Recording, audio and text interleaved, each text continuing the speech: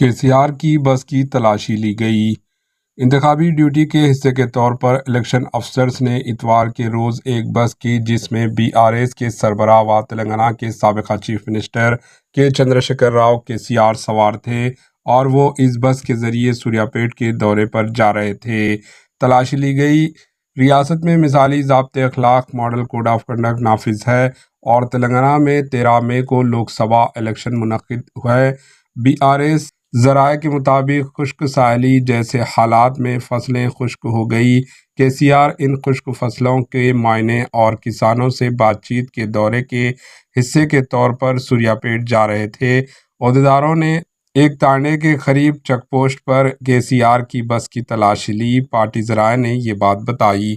Bureau report, HN news.